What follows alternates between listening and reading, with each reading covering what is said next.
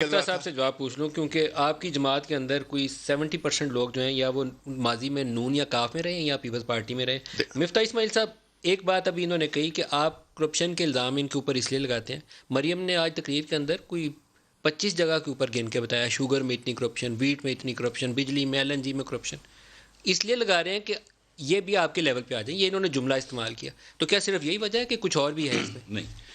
بسم اللہ الرحمن الرحیم. ندیم بھائی بہت شکریہ, اور بڑی اچھی بات ہے کہ آج شبلی صاحب کے ساتھ موقع ملا ہے بات کرنے کا روبرو.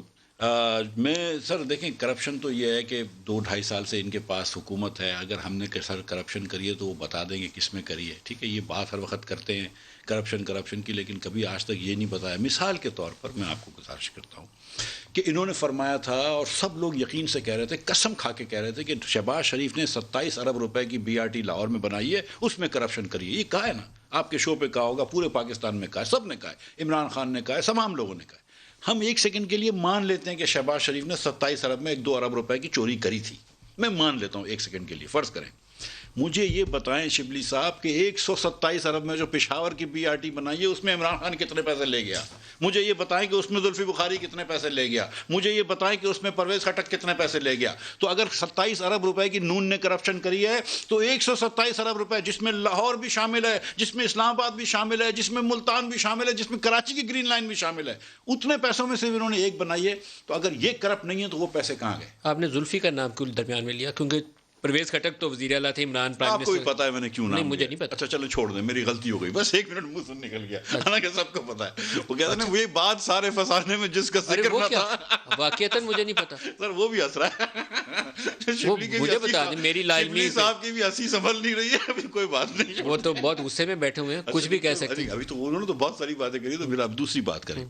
یہ کہہ رہے تھے شبلی صاحب کہ حکومت کے اوپر یہ چوری کا ہم کو کہتے ہیں. میں آپ کو گزارش کرتا ہوں, جو مریم نے بھی آج کہا ہوگا, میں نے نہیں سنی تقریر, لیکن مجھے پتہ نہیں کتنے سو ارب گنوا دی انہوں نے شوگر میں, ویٹ میں. سر کوئی ارب نہیں گنواتا ہوں. اچھا, شوگر کے اندر سر 45 روپے کی شوگر آپ نے اس ملک سے ایکسپورٹ کری ہے, اور اسی سیزن میں آپ نے 90 روپے کی امپورٹ کری ہے.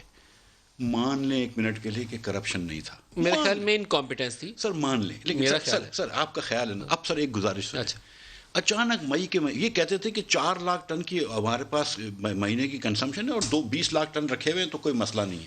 جیسے ایکسپورٹ کی اجازت دی, ایکسپورٹ کھٹ ہونا شروع ہوئی, پرائز کھٹ بڑھنا شروع ہوئی. ٹھیک ہے, پہلے ایک دن انہوں نے 10 لاکھ ٹن کی اجازت دی. حکومت آئی اگست میں, 17 اگست کو, اکتوبر 5 کو انہوں نے 10 لاکھ ٹن کی اجازت دی.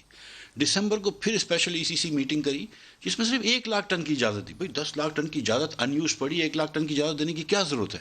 آپ کے خیال میں یہ کیوں کیا گیا؟ کیونکہ آپ اس کے ساتھ یہ کہا کہ اب صوبے جو ہیں وہ دے سکتے ہیں سبسڈی, اور اس سے پہلے کہ ECC کے منٹس پبلش ہوں, بزدار صاحب نے, اللہ ان کو اور صحت دے, بزدار صاحب نے فوراً لاہور میں میٹنگ کری اور وہ کہہ دیا کہ سبسڈی دینی ہے. ECC کس نے ہیڈ کی تھی؟ اسد عمر صاحب نے ہیڈ کی, اور سبسڈی دی بزدار صاحب. ہاں, لیکن ECC کے منٹس میں کہہ دیا کہ آپ صوبے سبسڈی دے سکتے ہیں.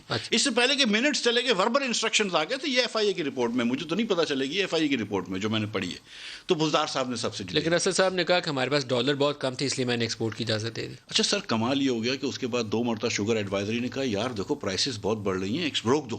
نہیں روکا انہوں نے, ایکسپورٹ کرتے رہے. اچھا پھر آپ پتہ ہی کیا ہوا اس مہینے میں کرپشن کا مئی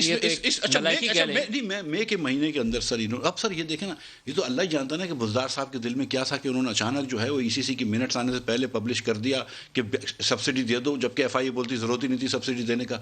دلوں کا حال تو اللہ جانتا ہے. اب یہ مجھے بتائیں کہ 8 لاکھ ٹن جو انہوں نے ویٹ دے دیا پولٹری کے اندر, مجھے نہیں پتا کہ کیوں دے دیا. وہ کس نے دیا؟ بزدار صاحب نے دیا. اچھا مطلب میں نے نہیں, جب حکومت نے 8 لاکھ ٹن ویٹ والوں کو اس کو دے دیا, پولٹری والوں کو, کیونکہ اب انسان کو تو ملتا رہتا ہے نا, کوئی انہوں نے پولٹری فیڈ کو دے دیتے, فیڈ اسٹاک. جی ماشاء اللہ سے, ٹھیک ہے. اچھا اس کے بعد سر اٹک کے اندر آپ کو پتا نا کہ ویٹ پروکیورمنٹ آفیسر کی جو پوسٹ بک رہی ہے, آپ کو پتا نا پنجاب میں پوسٹیں بکنا شروع ہو گئی ہیں, تو نیلام ہونا شروع ہو گئی ہیں یا جو بھی, تو وہ سر سب سے مہنگی اٹک کی ہے. وہ کیوں سر؟ سر کیونکہ وہاں سے وہ KP چلے جاتا ہے اور KP سے پھر افغانستان اسمگل ہو جاتا ہے. وہ جو آٹا اسمگل, ویٹ آٹا نہیں ہوتا سر, ویٹ کرتے ہیں, اور ہم چکی کو دیتے ہیں یہاں پہ, وہ پروسیس نہیں کرتا, وہ ڈائریکٹ ادھر بھیج دیتا ہے. اس کا آپ بل دیکھ لیجئے کہ بجلی کا بل ہی نہیں ہے, تو بھائی تو نے اتنے ٹن لاکھوں ٹن لیے, اتنا 100 ہزاروں ٹن لیے, تو بل کیوں نہیں ہے بجلی کا؟ یہ بزدار صاحب. وہ اٹک والی کتنے کی چوکی بکتی ہے سر, یہ جو آپ نے نام دیا؟ سر یہ سر بزدار صاحب سے پوچھ لیجیے, اب سارے سوال مجھ سے ہی پوچھیں گے, بتا دینا جی, الزام آپ نے, حکومت تو جواب دے گی نا. تو سر اب سر آخری